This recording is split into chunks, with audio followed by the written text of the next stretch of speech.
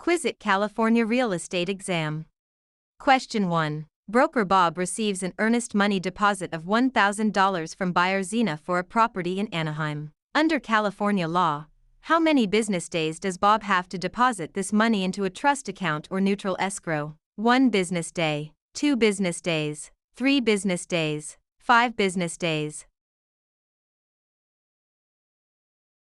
California real estate law requires a broker to deposit trust funds, like earnest money, into a trust account, neutral escrow, or hand them to the principal within 3 business days of receipt.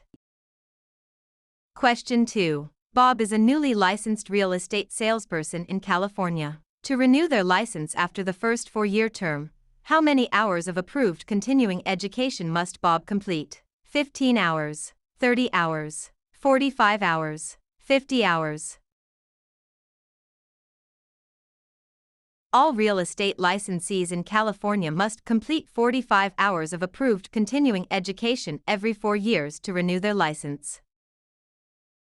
Question 3. Agent Bob represents the seller, Zena. When must Bob provide the agency disclosure form to Zena? Before entering into the listing agreement, before showing the property to any buyers, before closing escrow, within days of signing the contract.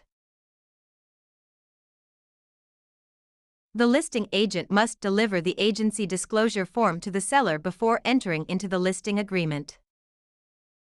Question 4. Bob purchases a home in Anaheim for $289,000. Under California's Proposition 13, what is the maximum annual percentage increase in the assessed value of the property, assuming no change in ownership or new construction? 1%, 2%, 3%, percent.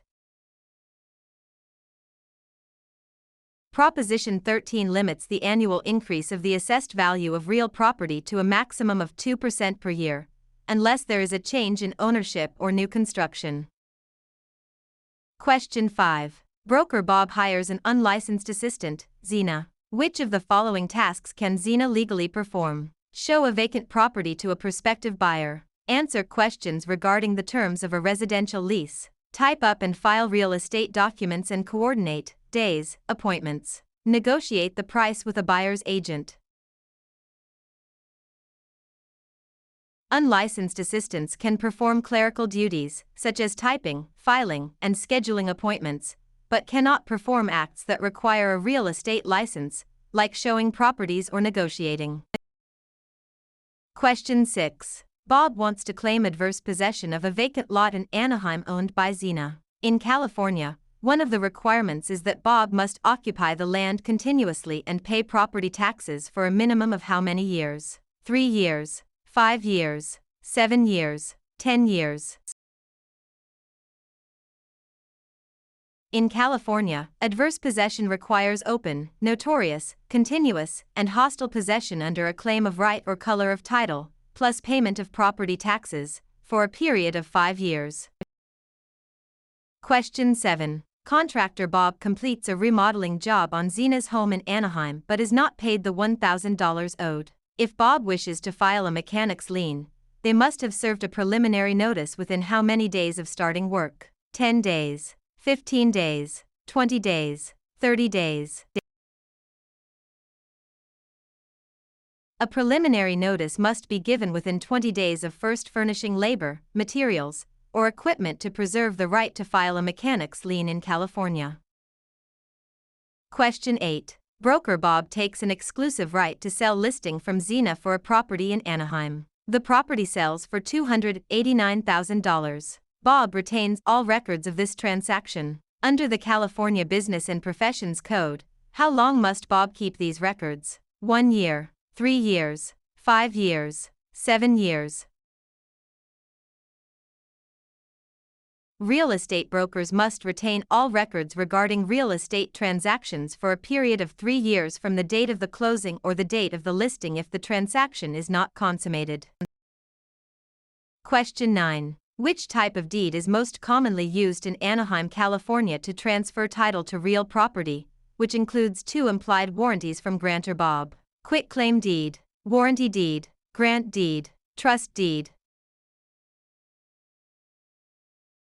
The grant deed is the most common instrument used to transfer title in California. It carries two implied warranties that the grantor has not already conveyed title to another, and that the estate is free from undisclosed encumbrances made by the grantor. Question 10. Bob applies for a loan of $289,000 and is provided a loan estimate. Under the TILA-RESPA Integrated Disclosure (TRID) rule, how many business days after receiving the application must the lender provide this estimate? 1 business day, 3 business days, 5 business days, 7 business days. Under TRID, a lender must provide the loan estimate to the borrower within 3 business days of receiving the loan application. Question 11. Under the subdivided lands law in California, a public report is required when a property in Anaheim is divided into how many parcels for the purpose of sale, lease, or financing? 2 or more, 3 or more, 4 or more, 5 or more. The subdivided lands law applies to the subdivision of land into 5 or more parcels for sale, lease, or financing. Question 12. Bob is a broker who mixes their personal funds of $1,000 with their clients' trust funds. This illegal practice is known as conversion, commingling, steering, redlining. Commingling is the illegal act of mixing a broker's personal or business funds with the trust funds of a client. Conversion is actually spending the trust funds.